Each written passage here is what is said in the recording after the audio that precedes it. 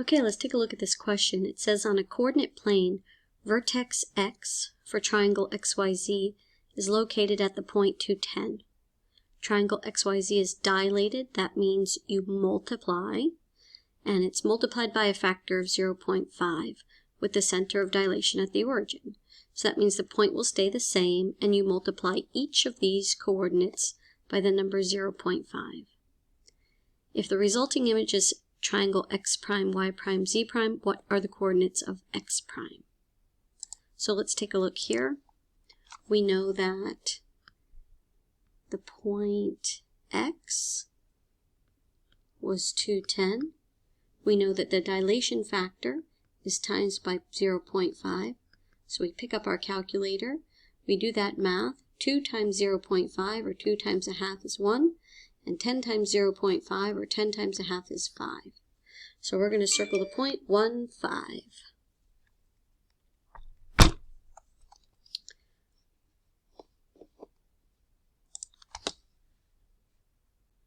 All right, let's take a look at our next question here, which asks us to solve this equation.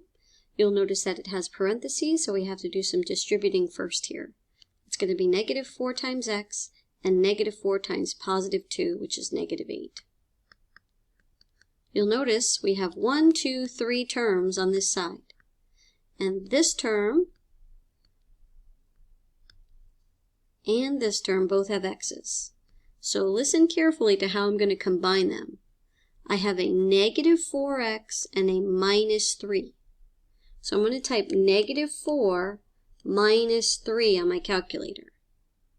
So negative 4 minus 3 is going to give me a negative 7.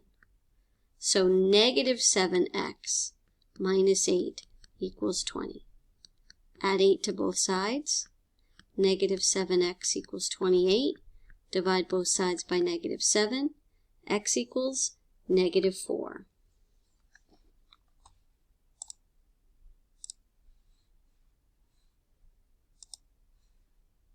Okay, we have another question here to solving an equation.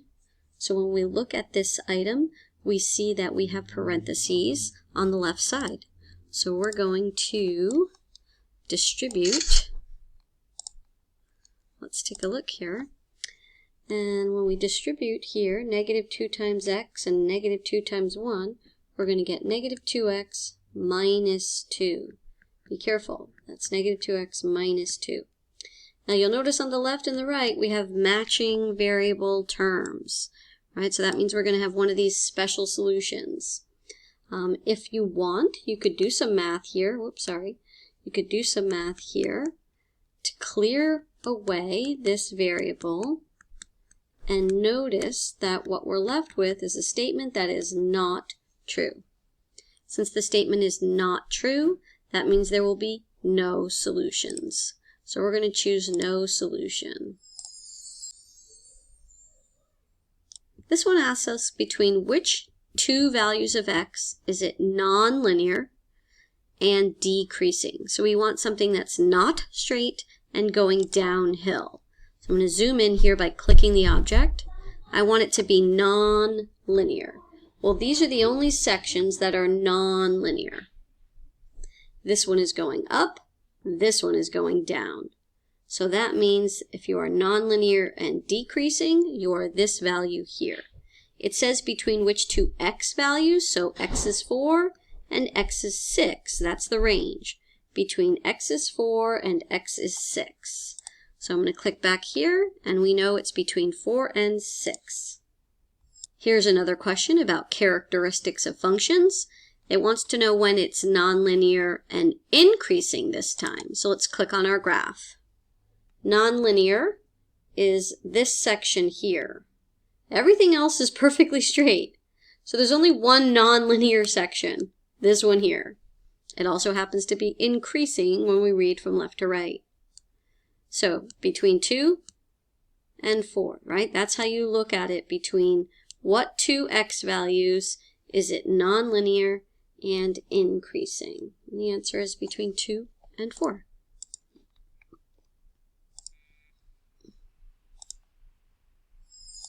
This question asks you to find the measure of angle B. This is B over here. And in a triangle, this triangle that we have, the exterior angle is equal to the sum of the opposite interior angles. These are called the remote. The opposite, far away, opposite remote angles. So if I have an 81 and I have a blank number, I know these two things have to add up to 117.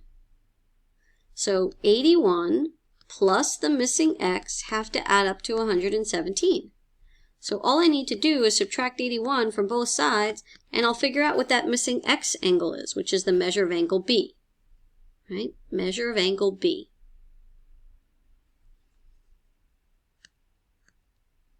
Here we go.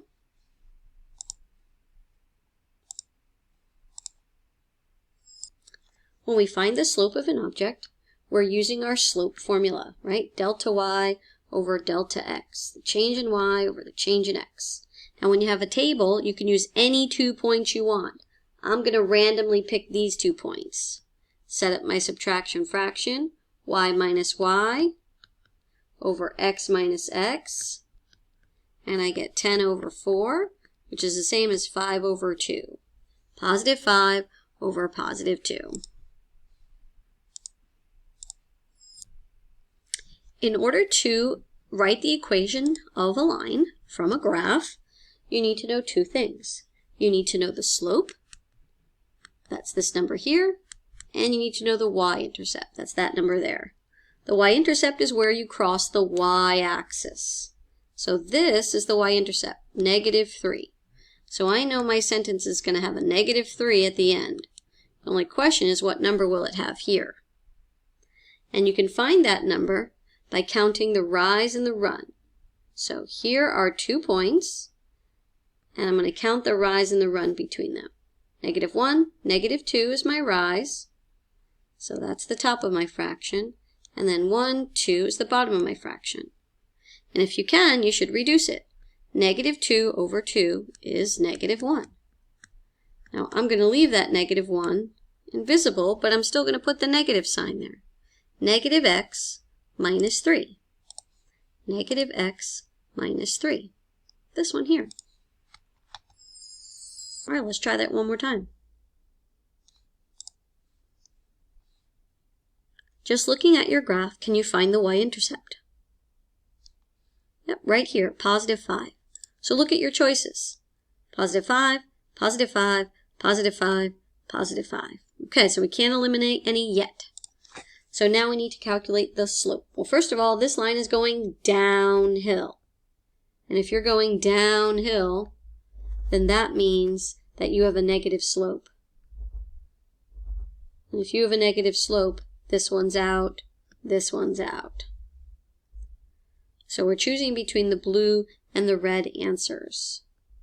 So let's really specifically get to the slope. Here's a point, here's another point. The rise is -2, the run is +3. The rise is -2, the run is +3. So I'm looking for a slope of -2/3. That's it. -2/3 is the red choice. Okay, which graph represents y equals x plus 2? Well, I'm looking for a graph that goes through the number 2 on the y-axis, right? That's what that means. X plus 2 has a y-intercept of +2. This one does not. This one does not. This one does. This one does. So now I need to focus on my slope. Is it uphill or downhill, right? Look at that equation. Is it positive x or negative x? It's positive. It's going uphill. So this one would definitely be wrong. That leaves us only with this choice here.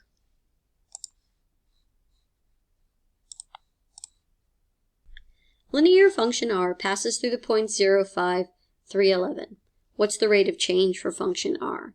Rate of change is delta y over delta x, or y2 minus y1 over x2 minus x1. All right, we know this formula, so here we go. y2 minus y1. So set up my subtraction fraction, 11 minus 5. Now again, y2 minus y1, I got to do the same directional arrow for the x's. 3 minus 0. 6 over 3, also known as 2. 6 over 3, also known as 2. Let's do some distributing here. Pick up your calculator if you need to. 2/3 times n plus 2/3 times 6 is actually a nice, pretty number. Subtract 4 from both sides. I get 2/3 n equals 6. And don't forget, when you have a coefficient that's a fraction, you multiply by the reciprocal. So I'm going to multiply both sides by 3 over 2. 6 times 3 is 18. 18 divided by 2 is 9.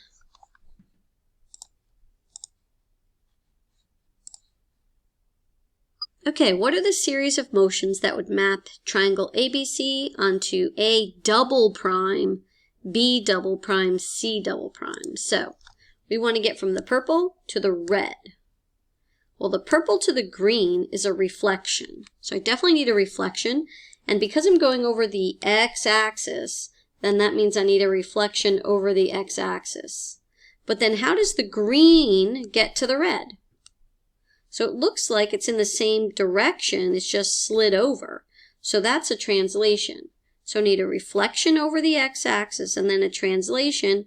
1, 2, 3, 4, 5 units left and 2 units down. 5 units left and 2 units down. Oh, it didn't even ask for that. It only just asked for the basics. Well, first was a reflection, then it was followed by a translation.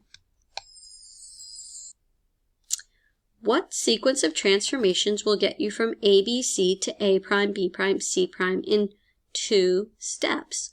Well, I can totally see that these triangles are different sizes. So that means a dilation definitely occurred. So it can only be one of these choices because those don't have a dilation. So then we have to think about whether I turned it or whether I flipped it.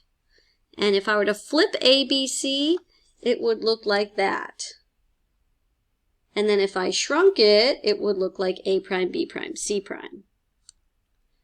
So if I had turned it, triangle ABC rotation might have gone.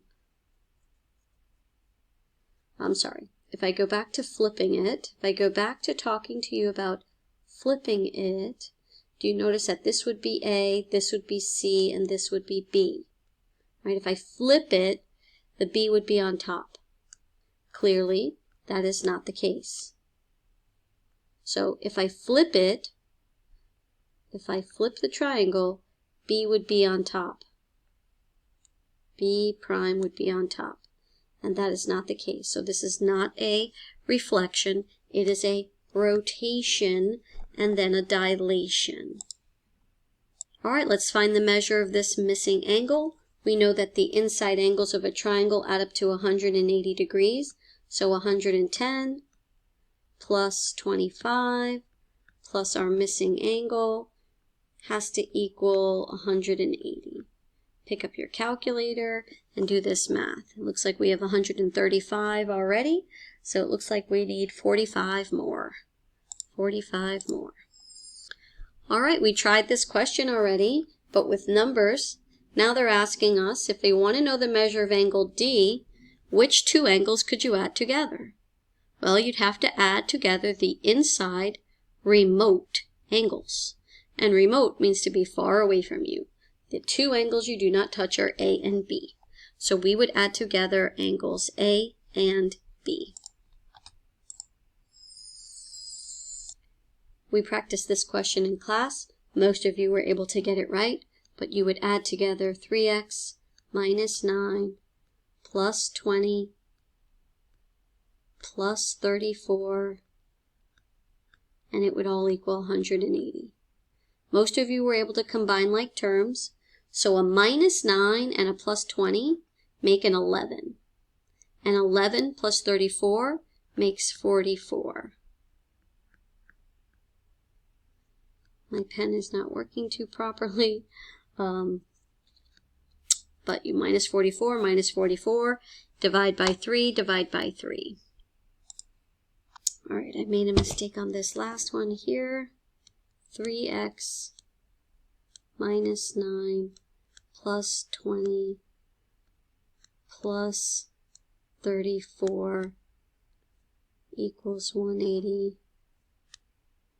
When we combine these terms, we'd actually get 45. I said 44 by accident. I wanted to fix that. Subtract 45 on both sides. 180 minus 45 is 135, and 135 divided by 3 is 45. So we're able to find our correct answer now, which is 45. All right, what are the coordinates of ABC after a dilation? Well, you have to click here and find the coordinates of A, which are 2, 4. The coordinates of A are 2, 4. And if those are the old coordinates, what will be the new coordinates? Well, the new coordinates have to be multiplied by 2. So 2 times 2 and 4 times 2. So that's where we're going to get A from. 2 times 2 and 4 times 2. So that's 4, 8. So the only one that has an A with 4, 8 is this one. Okay, determine the number of solutions means we have to combine like terms to solve this equation. So 2x plus 2x is 4x, and what remains is a plus 2, and what remains on the other side is a perfect match, right? When you have a perfect match, you have infinite solutions. So I don't even need to go any further. I know this is infinite solutions. Okay, let's identify this transformation here. C to C prime, B to B prime. So it looks like we're going from up to down, right? That's a reflection. That's opposite. And because we are moving across and we are equidistant from the x-axis, that means this is a reflection over the x-axis. All right, which set of values is a function? Well, when you're looking for a function, you're looking at only the x values. And if any of them are repeating, you are not a function. So you look only at the first coordinates, and if you have a repeat, you are not a function. You look only at the x values, and if they're all unique, you have a function. Triangle ABC is shown to the left. What is the measure of angle x? Well, x is an outside angle, and exterior angles are equal to the sum of the two opposite remote interior angles. So we add up 50 and 25, and we get our answer. That's it. 50 plus 25 is 75. All right, let's take a look at this question. The table below shows the cost of tomatoes at Roger's store, and the graph below shows the cost of tomatoes at Lisa's store. Which statement is true? Okay, let's go back to the statements. Roger's store is cheaper. Roger's store is cheaper by 5 cents or 15 cents, or Lisa's store is cheaper. All right, so back to the sentence here. Let's take a look. Well, first of all, I got to figure out how much it is per tomato. So I need a rate of change. Y minus y over x minus x. So 12.25 minus 7.35. I'm going to need a calculator for sure. And then 5 minus 3. 5 minus 3. All right, so 12.25 minus 7.35 is 4.90. 4.90. And 5 minus 3 is 2. So now I got to divide 4.90 divided by 2. All right, so now I know that Roger's store is $2.45 for a tomato. $2.45 for a tomato. $2.45. This is not working. $2.45. All right, let's quit that. Let's just forget it. Okay, $2.45 for a tomato at Roger's store. Now let's do Lisa's. So Lisa's is, let's see, I can't really tell what these dots here. Looks like Lisa's is 2 pounds of tomatoes for $5. See that? 2 for 5. 2 pounds of tomatoes for $5. So that's $2.50. So this was $2.45 and this was $2.50. So it means Rogers is cheaper. $2.45 is cheaper than $2.50, and that's 5 cents. So Rogers store is cheaper by 5 cents per pound. All right, the information about the city park and the county park are described in the image to the left. How much money will Savannah and Trey save by using the least expensive park to play tennis? All right, Savannah and Trey are playing tennis over the summer. The city park charges $3 per hour, and the county park charges this much. Okay, so let's see. Let me take a screenshot. Take a screenshot here. We'll work this out. Okay, so Savannah and Trey are playing tennis, and so we know it's $3 per hour for the city park. And this one is $6.50 for 2 hours, so $6.50 divided by 2 is $3.25. So the city park is cheaper by 25 cents. So they plan to play tennis for 8 hours. So 8 times 3 is $24, and 8 times 3.25, let me get my calculator. 8 times 3.25 is $26, so they will save $2. They will save $2.